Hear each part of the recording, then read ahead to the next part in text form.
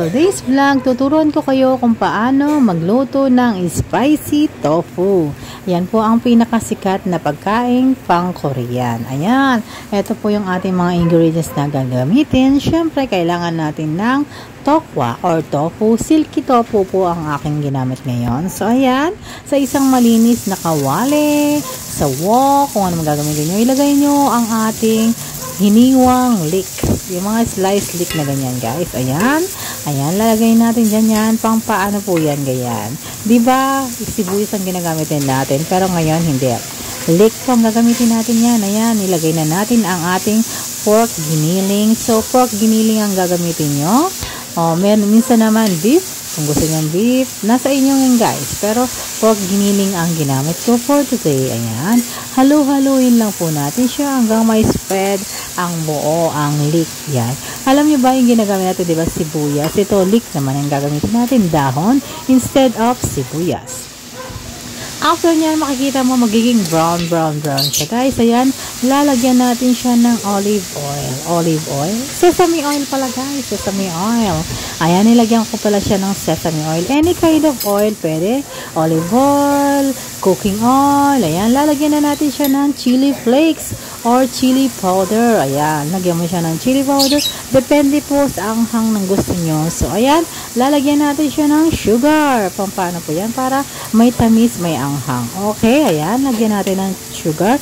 So, tansya-tansyahin nyo lang kung gusto nyo kunin. Lalagyan din natin siya ng chili paste or tinatawag nilang gochujang paste sa kanila. So, ayan, chili paste po ang ilalagay natin. Ayan, ang ating chili paste. Kaya kailangan din po natin ng soybean paste. Ayan, soybean paste po yan. Okay, tinatawag ng gochujang. Ayan, kailangan natin ng soy sauce.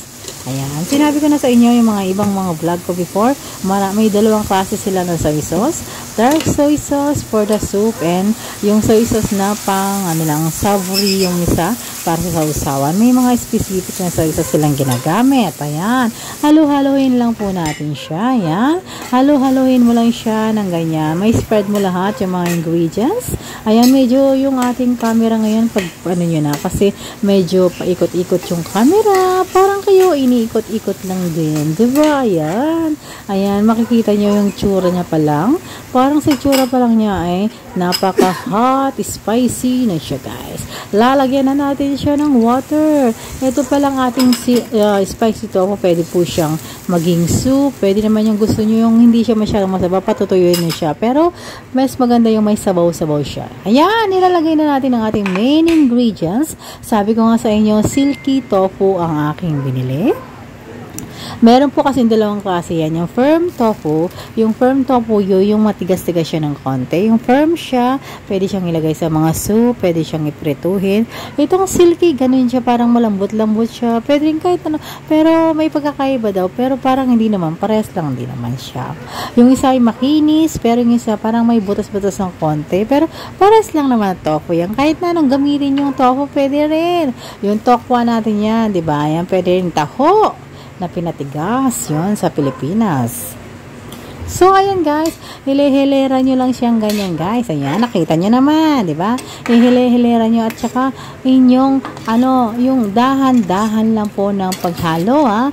Para hindi po masira yung ating mga tokwa or hindi pa siya magdurog-durog. Kailangan bubuo siya. Takpan din po natin siya para pakuluan. Ayan, tinakpan ko siya. Pinakuluan ko siya ng ilang minuto. Nakikita nyo naman ang itsura niya, guys. Ayan, pakuluan nyo lang siya hanggang manuot yung sabaw sa tofu. Yan, ang tofu pala ay napaka-healthy sa ating body. So, lalo-lalo sa mga babae, kailangan nyo kumain ng tokwa. Yan po yung artificial, yung tinatawag na pangpalit po sa ating pork. Kung kayo ay nagda-diet, kailangan tofu lang. Yan, mas makonti yung anyang mga tinatawag na mga cholesterol, mga ganyan. Kasi tokwa nga siya, di ba? Good for the health. Kailangan nyo kumain ng tokwa, taho, kasi ito ay para sa ating reproductive system. O, di ba? May alam na tayo. Takpan natin, guys. Ayan, guys. Ayan. Magbasa-basa din kayo minsan para may malalaman kayo sa tokwa. Okay? Lalagyan na natin siya ng sesame seed. Bakit kailangan ng sesame seed o linga? Linga daw sa Tagalog yan. Pero sesame seed ang alam ko. Ayan. Syempre, yung sesame seed, alam nyo ba, ano din yan din sa ating katawan. Healthy din po yan. Yan sesame seed na yan. Kaya kailangan ugaliin maglalagay ng mga sesame seed na yan. Hindi yan nilagay na pampadesign. May mga ano yan talaga sa ating katawan. Kailangan natin kumain yan. Okay guys, ayan ang itsura niya guys. Napakasimpleng lutuin. Napakadali lang. Kayang-kaya ninyo guys yan. At saka napakadali lang niya. Mga ilang oras lang, diba? So, ayan na guys. Tasting na tayo. Ayan, patawa-tawa pa yan dyan. Kasi, palutula siya. Kasi, patawa-tawa lang siya. O, ayan, tingnan nyo yan guys. So, pinapakita ko lang na ako talaga yung nagluluto yan guys.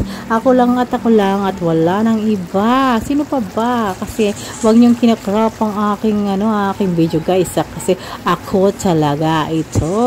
Ayan. So, ito naman po ang aking best way of cooking tofu. Sana magustuhan nyo. Thank you so much!